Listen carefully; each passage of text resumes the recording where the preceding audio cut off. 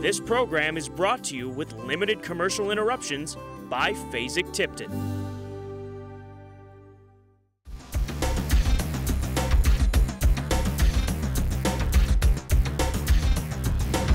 Big Brown is turning it into a runaway. Here down is Big Brown bounding home. Gets the server, looked in the rearview mirror, nobody was there. How did this turn out like this? Is this the end of racing? Any trainer in the world would like to be training Big Brown. It is Big Brown by 5 on the ladder. One hits you in the face like this and you say, that's the kind of horse we're looking for. To win the Preakness, no one's ever been close to Big Brown. We're going back to New York. Big Brown is plummeting as the field. They can't always bring their A game, but their heart and their will and their determination makes up for what their body can't provide. Big Brown digs back for all he's got here. We won Curlin in the Breeders' Cup Classic.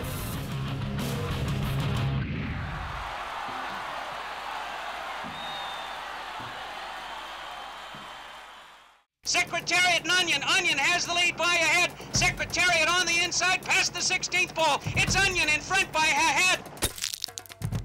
Saratoga Racecourse is known as the Graveyard of Champions. But on a late summer afternoon, the opening chapter was written for a story that would end just over a year later. But it was the 2006 Fasig-Tipton October yearling sale in which Big Brown first drew attention. After success with Big Brown's half-brother Snake River Canyon, New Yorker Paul Pompa Jr.'s interest peaked in the son of Boundary. I asked Jack Brothers and Hidden Brook that do buying for me, a lot of buying of young horses, to check them out. We're aware that Eddie Woods bought him at the Fasig-Tipton October sale, and when he brought him back to the 2-year-old sales, he made our short list. We present now Hip 21, a colt by Boundary out of Mien by Nureyev. He previewed very well on the track, and it looked like it wouldn't have to back up on him. He was ready to roll on. He was good and sound. He had a very good mind. He was a very smooth horse. At the time when we bought him, we thought he might have had a grassy pedigree. He had a grass bottom, and Boundary had traditionally got a few grass horses, so we weren't quite sure, but he didn't have a real strong grass look to him. This is a colt with a number of thrilling options in front of him. He went right to Pat Reynolds from there, and Pat played with him and gave him a lot of time, and he got serious with him at Saratoga. We didn't want to put him in a baby race where they were sprinting. We wanted to stretch him out because he was a big horse and he was working very well. Pat called me and he said, Paul, come on up. Big Brown is turning it into a runaway. Big Brown rolls home here powerfully in the final furlong. A dazzling effort on the turf for Big Brown. A 12 3/4 length maiden win at the Spa draws attention. Mike Ivorone was determined to have Big Brown join the IEAH roster, no matter what the cost. It's the first time that I've ever seen a horse run in a race. And I called up Rick Dutcher and I said, I don't care what he costs, and I don't care whatever anybody else says. I am buying this horse. Because visually, I'd never seen a horse as a 2-year-old do what he had done. When Michael wants something, Michael's going to get it, and price is no object. And Michael fell in love with that horse, and when he watched him run the first time and said he had to have him. We got several phone calls that expressed interest in Big Brown. There were a couple of them that would have required me to sell, the whole horse. So I said, well, what if I offered you a chance to stay in on 25%? And if we should go on and do something like win the Kentucky Derby, I think you're going to be very happy with the end result. So he kicked it around, came back to me the next day and he says, you know what, let's keep him here in America and let's go win the Derby. Just like with any major investment, plans were put into play for one of the biggest stages in racing, the Breeders' Cup. But as Big Brown prepared for a start in the 2007 Juvenile Turf at Monmouth Park, an obstacle first arose that would become a career-long struggle. A week before his final prep for that race, as far as his final work, he came down with his first wall separation. It wasn't a basic quarter crack, it was a wall separation. And Rick said, well, we have a shot to put it back together. And I said, you know what, Rick, don't rush this horse.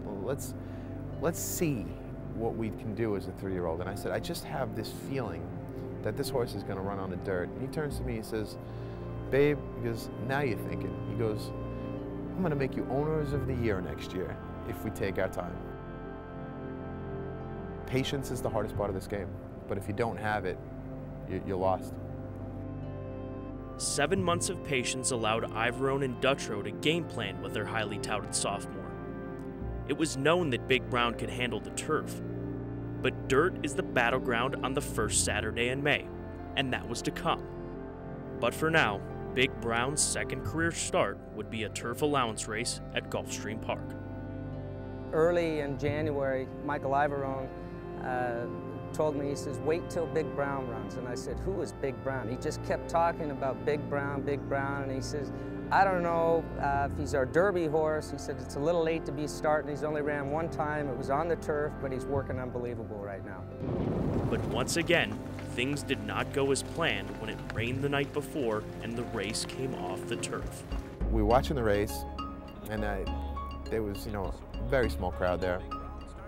But I think racing was watching. I think racing knew that it could be something special, but now he was running on the dirt, and it was going to be an interesting test for him. And Big Brown opens up to a 9-length lead here at the 16th pole, and geared down is Big Brown, who just rolls home.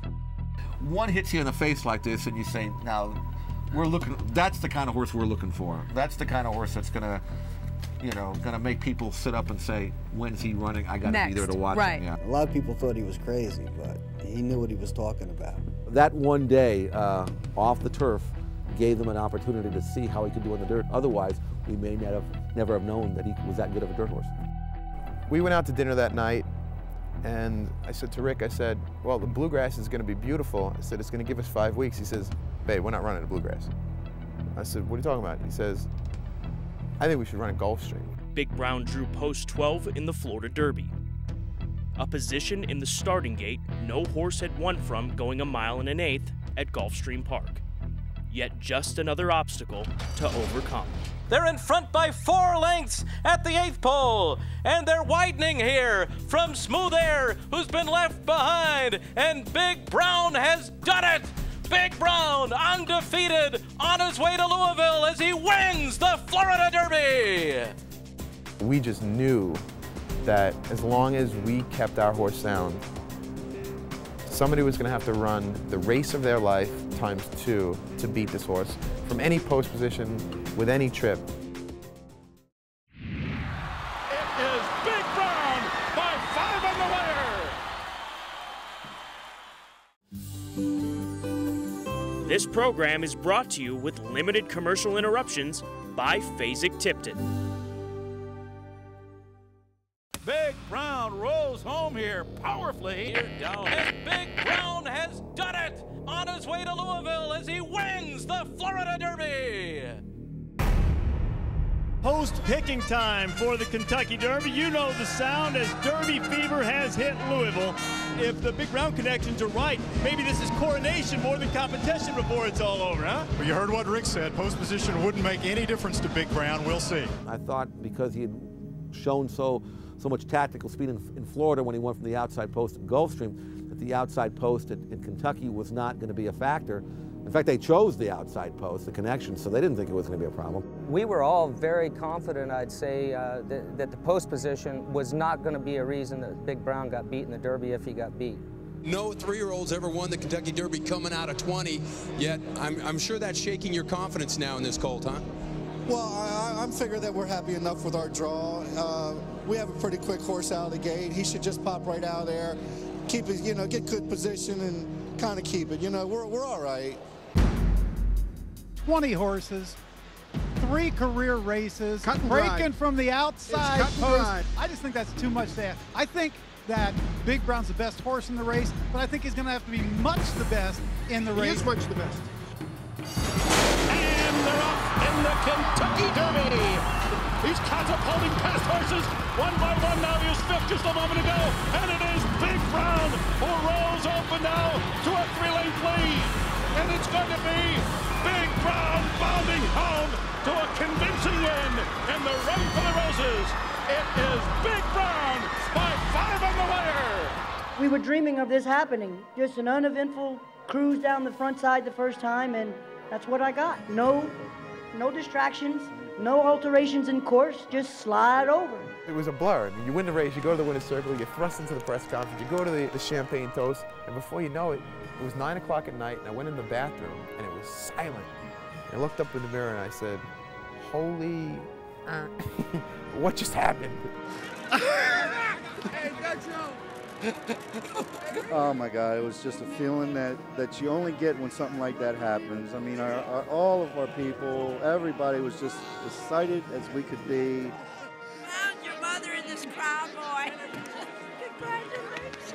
I heard you said you wanted this and you want the Preakness too. Well, naturally, anytime you win the Derby, I mean, as long as your horse comes out of it good and he's ready to fight again, you got to go. You got to take that shot for the Triple Crown.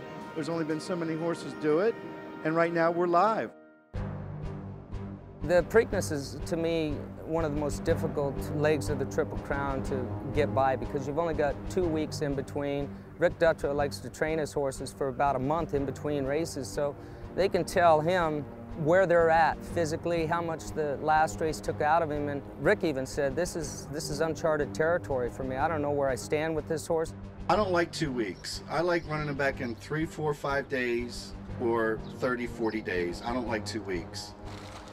Michael didn't really talk about his lack of sleep or his lack of confidence going into the Preakness, but we could kind of feel it. He was really edgy in the week leading up to it, and it was understandable. That day, for some reason, I just felt we were going to get beat. I just didn't know why, I just thought we were going to get beat. And there was no reason why we should have gotten beat or no reason why we could have gotten beat, but I just didn't feel that confident. And they turn for home in the Preakness, and Big Brown has seized the lead, and he is pulling away. Big Brown's doing it again. He is disappearing from the field. He's in front by 5, and just cruising into the line. Captain Sarbo looked in the rearview mirror, nobody was there. He waltzes home to win the Preakness. No one's ever been close to Big Brown. I think that once he set sail, and I love that blimp shot, you can see him separate from the field. Who said this horse doesn't have turn of foot? I just let him go. Bye-bye. Woo! Just talking about it right now gives me chills on my back because he really is some awesome horse. I thought we were in trouble. He was in behind horses. He got dirt in his face for the first time. But then I see at the 3/8 pole, I see Kent looking back, and I said, we're going back to New York.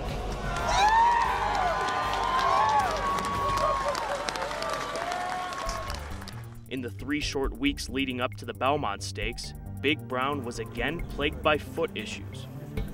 A slight quarter crack developed, causing Dutrow to call blacksmith Ian McKinley for some emergency patchwork. So he shows up at 5 o'clock that night, take him out of the Epsom bucket, looks at me and goes, 2 or 3 days, he'll be fine. 2 or 3 days? He goes, yeah, the race is not for 17 days or whatever. It's nothing. Rick and I are high-fiving each other, everything is great. 2 or 3 days comes by, he goes, just 1 or 2 more days, we'll get him laced up. So Rick says, look, I need to get 1 work. That's all I need. Just give me 1 work and I'll be happy. After that breeze, the foot never was a concern. I just didn't see it as an issue. We were told that the horse was doing fine, that whatever problems he'd had, he was training well, he was looking good, and it was just a matter of, a mile and a half. All that meant to me was that instead of winning by 5 lengths, he might win by 15. I don't have any concerns whatsoever. I'm just hoping my girlfriend comes here from Canada. That's the only thing I'm concerned about. There's nothing with the horse or the race that concerns me at all. I've read Zito sending some horse to the lead, which is fine. Just makes things better and easier for us. So I can't think of a scenario that would get us beat right now. He felt like all of us felt that that Big Brown's Belmont was going to be a done deal. And they're off. Brown is plummeting as the field turns for home in the Belmont Stakes. It is the Tara. He wins by 4 lengths. The Triple Crown will remain vacant once again.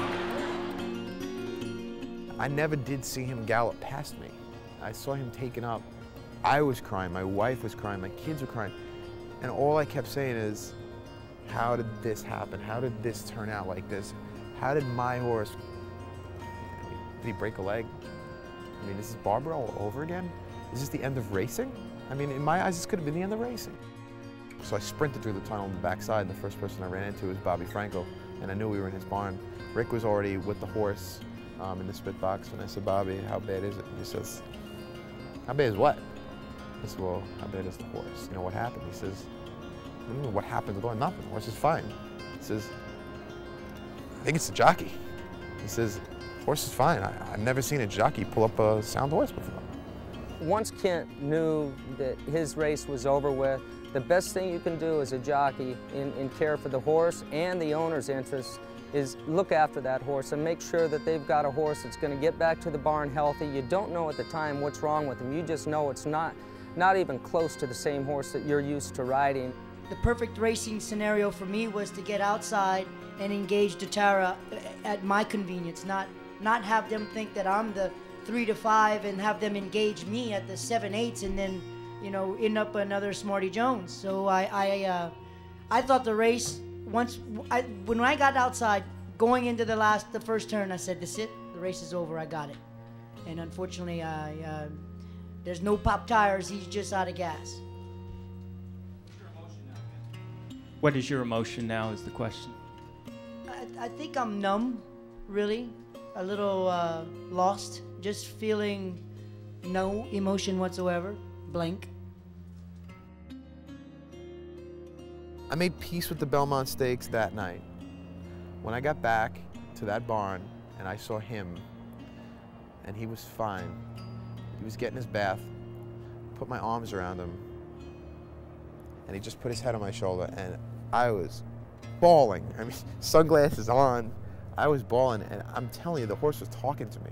You know, when he put his head down, racehorses don't put their head down on you. It's just not the way they are. They'll take a bite at you, but they just won't drop their head. And he put his head on my shoulder, and I was busted up. I said, you know what? You're a champion. You won the Triple Crown today, as far as I'm concerned. And for us to bring him back safely and soundly, no matter what happened on the racetrack, at that point, we won the Belmont. This was all a gift.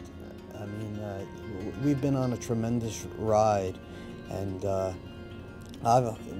did I want to win the Triple Crown? I wanted to win the Triple Crown more than anybody, but I mean, you know, I went back home and my life went on, and you know, are you disappointed? Sure, you're disappointed, but you got to be thankful for what you've achieved, and you got to just, you know, hope that you're in a position to do it again someday. No one will know, you know, what reason or why he ran so poorly. When the horse broke bad, he obviously twisted his shoe off, and you know, we saw the pictures of that, so we know that it was a problem. It could have been the racetrack, which was kind of a funny track. It rained, and then it was really kind of hard and fast, and maybe he didn't like that. It could have been a number of reasons. We don't know. I don't really know if the connections will ever find out. I just never believed that this horse was going to get beat in that race. And I believe if they ran that race 100 times, he'd probably win at 95, 98. I just never would have imagined it. I thought that was ours. Perhaps you're uniquely qualified to answer this, Kent. What, in your opinion, what will it take for a horse to win the Triple Crown someday? Well, we were just talking about that in the jocks room. I know what I was sitting today, and maybe it was the foot, who knows? But whatever it was, the end result is I can't fathom what kind of freaks those 11 Triple Crown winners were. I won the Derby with some pressure. I won the Preakness in an armchair ride, and for whatever reason he wasn't resilient enough today. This is unknown to me because he's actually supposed to be a 1.5 mile horse. He's supposed to be a distance horse. With that being said, these occasions for me have only made me realize how awesome those horses were.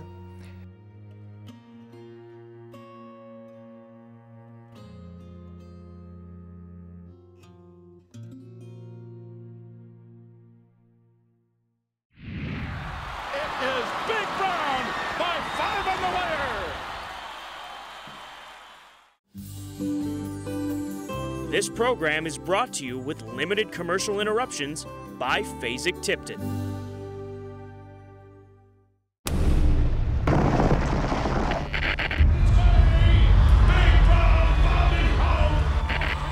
waltzes home to win the Preakness, and it's now on to Belmont and the elusive Triple Crown.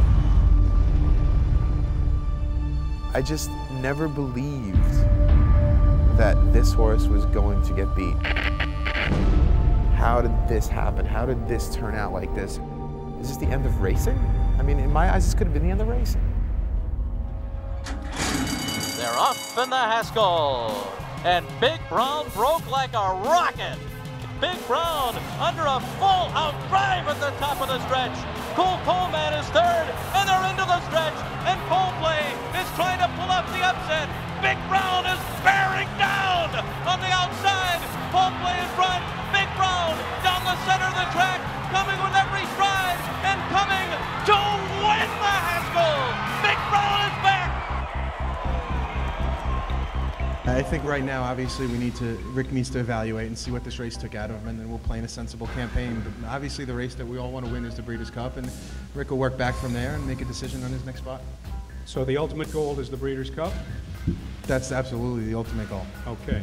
I think that all of America was hoping that Big Brown and Curlin would hook up at some point during the season, and that one chance was going to come in the Breeders' Cup Classic. Curlin couldn't win the Derby, we could. Curlin couldn't win this race, we could. Curlin got beat to a filly, we haven't. Our horse is undefeated on the grass, Curlin isn't. I don't know why people think Curlin is such a good horse. We're facing the competition, we want it. We want Curlin in the Breeders' Cup Classic. Big Brown digs back for all he's got here. Brodinski cannot get by him, and Big Brown wins. He was great on the green. He peaked in the spring in the Preakness for the first time, but the goal was to have him peak again as a more mature horse in the fall for the Breeders' Cup. He had one more race left in him that was going to be the best race of his life.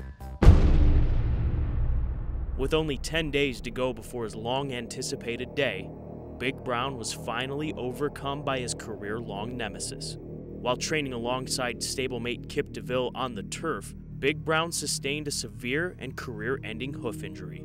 A Breeders' Cup victory would never belong to Big Brown, nor even to Curlin that year.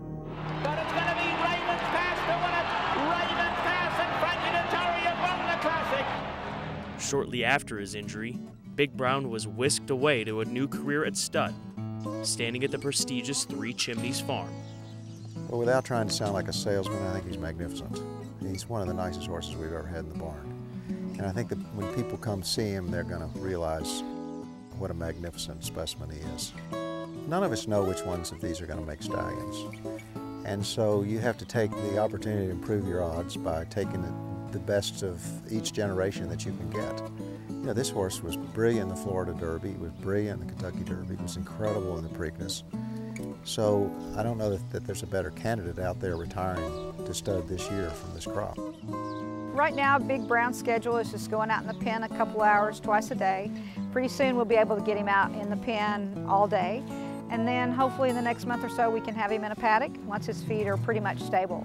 Right now he's not seeing any girlfriends. We'll start doing that the first part of December. We'll start introducing him to mares and then giving the month of January off and then come back in February and introduce him to the same girls that he'd seen in December, and then the thoroughbred mares will start coming to him in about Valentine's Day. I think his legacy as a racehorse, he's already made that. He did something no other horse had done, and that was one race as a 2-year-old and 2 prep races for the Kentucky Derby. Even I said there's no way that a horse can do this. From the 20 post position, he was defeated one time in his career, and it happened to be the Belmont Stakes when the Triple Crown was on the line. He came back and won another turf race against older horses. He won the Haskell. His legacy as a racehorse is already made. Now we'll see what he does in the breeding shed. I think Big Brown will go down in history as a great 3-year-old for sure.